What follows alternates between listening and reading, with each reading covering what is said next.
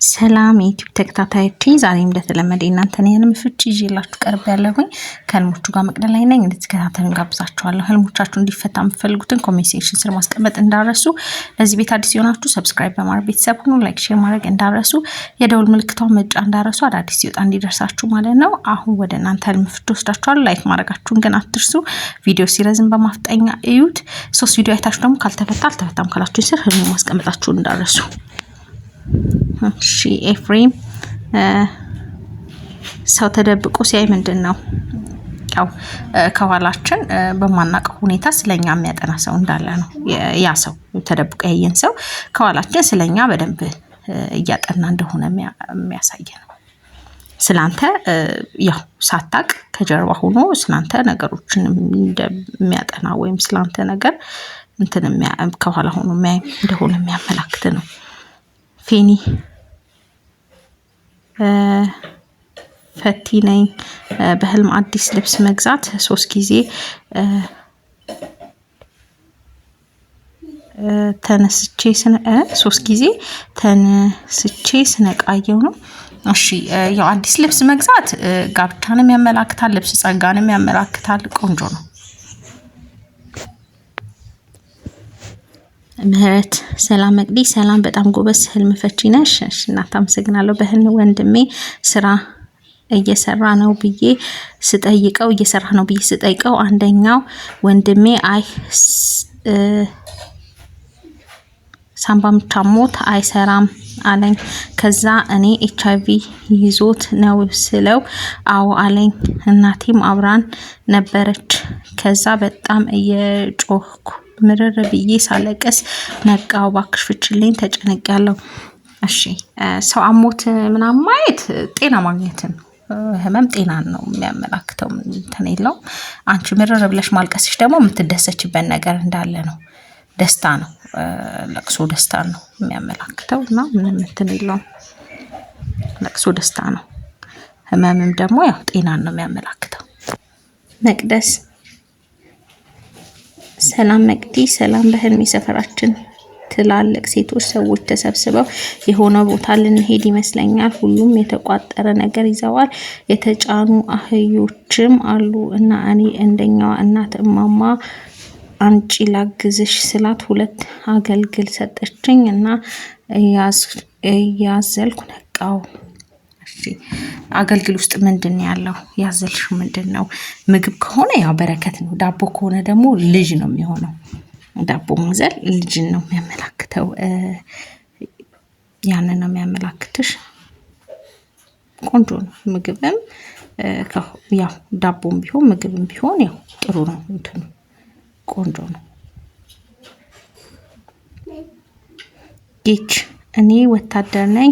በህልም አንድ በግምት 7 ወይም 8 ዓመት የሚሆን ልጅ ውሃ ወይም የጉድጓድ ውሃ ገባ። እኔ ደግሞ ሰዎቹን አጠራራው እንዲያወጡት እባካችሁ ወታችሁ ገመድ ላኩልኝ እያልኩኝ እጮሃለሁ። ከታች የሆነ ነገር ልጁ ይዞ ወጣ። የሆነ እቃ ማውጫ ትልቅ ብረት ነገር ነው።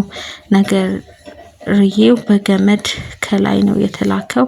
ከሰማይ ከወጣው በኋላ የሆነ ቤት ላይ ቁጭ አረገው። ወደ መሃል አስጠጋዋለሁ ብሎ ልጁ ወደ መሬት ጣለው። በማዳበሪያ አይነት ተጠቅልሎ ነው የወጣው። እሺ ያው ጉድጓድ አበሳ ጭንቀትን ነው የሚያመላክተው። ህፃናትን ማየት አንዳንድ ጊዜ ጭንቀትንም ያመላክታሉ። መጨነቅን ነው የሚያመላክቱት። ያው ጉድጓድ ውስጥ ገብቶ ነው ያው ከዛ ሲወጣ ማየት ቆንጆ ነው። አበሳ ጭንቀት ነበር። ከዛ መገላገልን ያው ላንተ ነው እንትን የሚሆነው።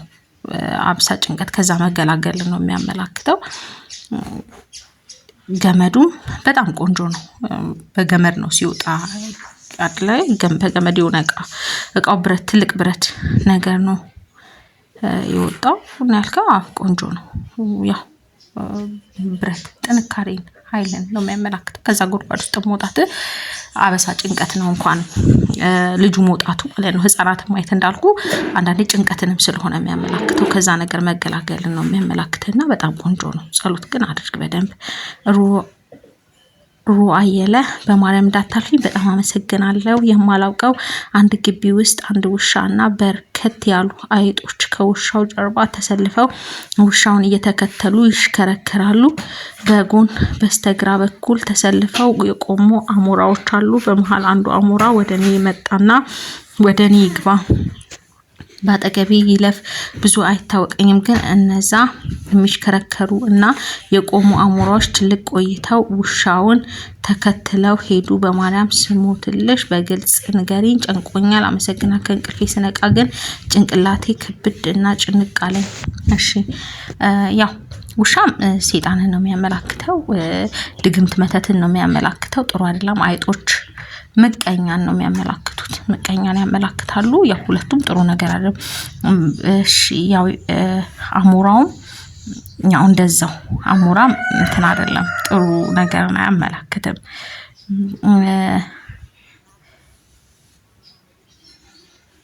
ወደኔ መጣና ወደኔ ይግባ ባጠገቤ ይለፍ ብዙም አይታወቀኝም ነው ያልሽው። ያው አሞራ ጥሩ አይደለም፣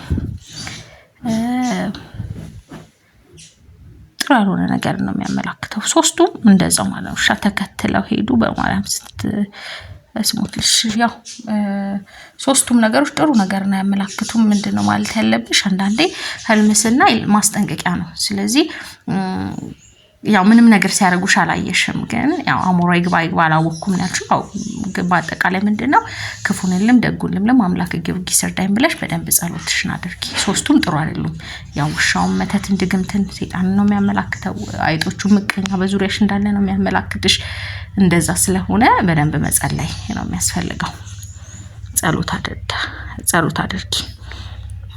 ታደለሽ ሰላም በህልሜና ወንድሜ ከሰዎች ጋር ምግብ እንበላለን። ከዚያ በኋላ በመሶብ ሙሉ እንጀራ ይሰጠናል። በመንገድ ላይ 2 መንታ አስፋልት ይታየኛል። እኔ በሚሄድበት አስፋልት ላይ መኪኖች ይሄዳሉ። እኔ በሌላኛው አስፋልት፣ እሱ ደግሞ በሌላኛው አስፋልት ነው የምንሄደው። የእንጀራ መሶቡ ግን ወንድሜ ነው የያዘው። እሺ ምግብ በረከት ነው። አብሮ መብላት ደግሞ ከሰዎች ጋር ጥሩ የሆነ ግንኙነት፣ ከሰዎች ጋር ያለሽ ጥሩ የሆነ ግንኙነትን ነው የሚያመላክተው። መሶብ ሙሉ እንጀራ ስራን በረከትን ነው የሚያመላክተው። በጣም ቆንጆ ነው፣ የተትረፈረፈ ነገር ነው የሚያመላክተው። መንገድ 2 መንገድ ማለት 2 አይነት የህይወት ጉዞ እንዳላችሁ ነው። እሱም በሌላኛው አቅጣጫ በራሱ ነው የሚሄደው፣ አንቺም በራስሽ ነው የምትሄጂው። ያው እሱ ግን መሶቡም እንጀራውም የያዘ ነው ሲሄድበት የነበረው።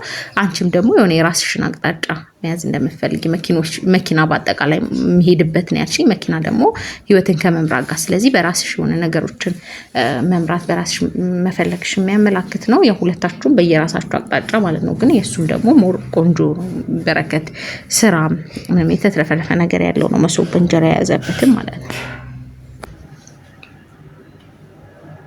ኤፍሬም ሶኬት ሊሰካ ስል ትንሽ ኤሌክትሪክ ያዘኝ፣ ግን እንደምንም አላቅቄ ሶኬቱን ሰካው።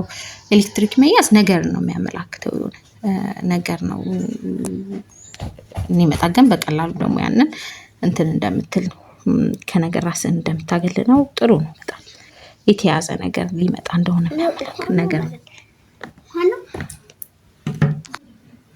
መሰረት ሰላም መቅዲ ሰላም።